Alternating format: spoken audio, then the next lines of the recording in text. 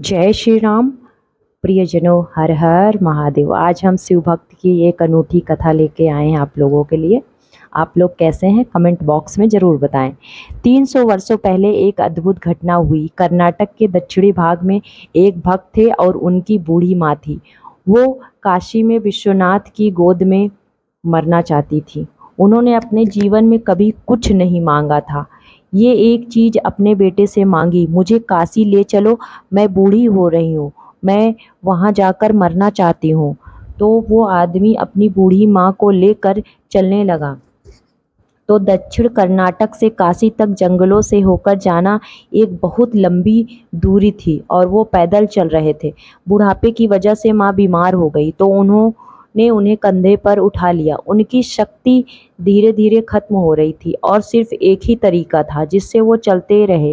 वो बस शिव शिव बोलते गए। उन्होंने कहा, कृपया मुझे इस काम में असफल मत होने देना। बस एक ही चीज़ मेरी माँ ने मांगी है, मुझे पूरी करने दे। मैं उन्हें काशी ले जाना चाहता हूँ। हम बस आपके लिए ही वहाँ आ रहे हैं, मुझे शक्ति दीजिए। तब चलते चलते उन्होंने एक घंटी की आवाज़ सुनी। तो उन्हें एक बैलगाड़ी और एक घंटी की आवाज़ आती सुनाई दी।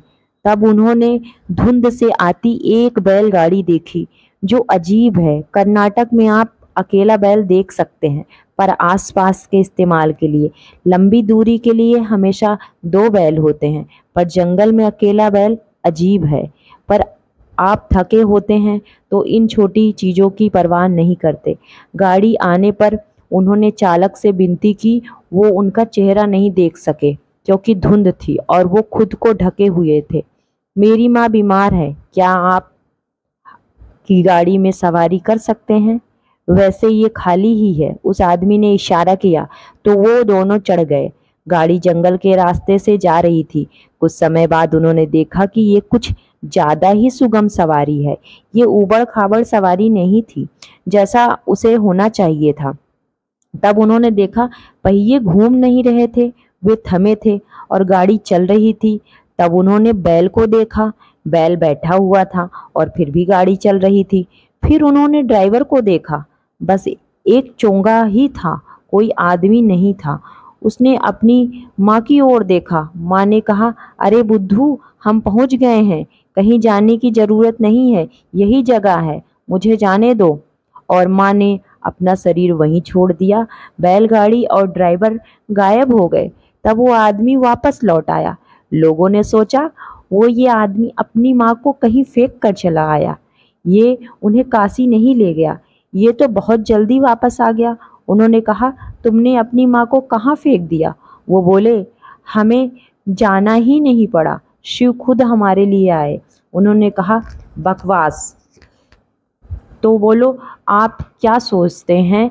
इससे फ़र्क नहीं पड़ता, वो हमारे लिए, और बस मेरा जीवन रोशन हो उठा।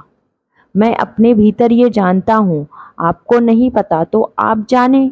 तब उन्होंने कहा, ठीक है, तब हमें ऐसा कुछ दिखाओ कि हमने शिव को देखा, वो तुम्हारे लिए आए।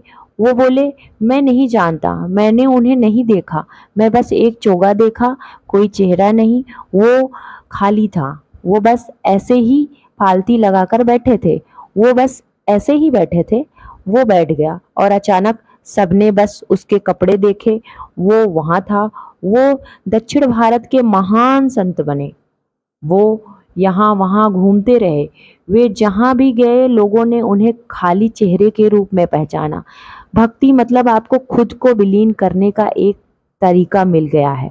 चाहे आपने एक देवता को चुना हो या एक आदमी को या एक औरत को या एक बच्चे को, अपने जीवन में कोई एक खास लक्ष्य पर एक चीज साफ है। कभी भी किसी ने अपने जीवन में कुछ बड़ा हासिल नहीं किया किसी भी चीज के लिए समर्पित हुए बिना।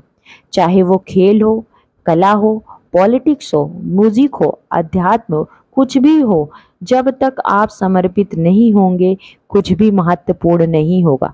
क्योंकि भक्ति भाव बिना आप अपनी खुद की सीमाओं को पार नहीं कर पाएंगे। आप किसके लिए समर्पित हैं आप मायने नहीं रखता। आप चाहे जिसके लिए समर्पित हो, ये आपकी भक्ति का गुण है जो आपको रूपांतरित करेगा। भक्ति के बिना सच्चा रूपांतरण नहीं होता। भक्ति के बिना एक इंसान कभी भी पूरी तरह सशक्त नहीं होगा। हर इंसान को भक्ति अनुभव करनी ही चाहिए। आपको ये समझना चाहिए कि ये कोई धार्मिक प्रक्रिया नहीं है। भक्ति एक ऐसा प्रेम प्रसंग है जहाँ आपके पास चुनाव नहीं है। एक समय बाद आप उससे मुक्त हो सकते हैं। भक्ति एक ऐसा प्रेम प्रसंग है जहाँ आपके पास कोई चुनाव नहीं होता। आप उससे कभी भी मुक्त नहीं होते हैं। उसमें खींचे चले जाते हैं और कुछ नहीं रह जाते। क्यों? क्योंकि आप कुछ भी नहीं रह जाते तो सब कुछ हो गए हैं। तो इसका तात्पर्य यह है कि जब भक्ति में आप विलीन हो जाते हैं तो आप कुछ भी नहीं रह जाते और आप सब कुछ हो जाते हैं। तो ये कथा कैसी लगी कमेंट बॉक्स में ज़रूर बताएं। हर हर महादेव, जय श्री राम।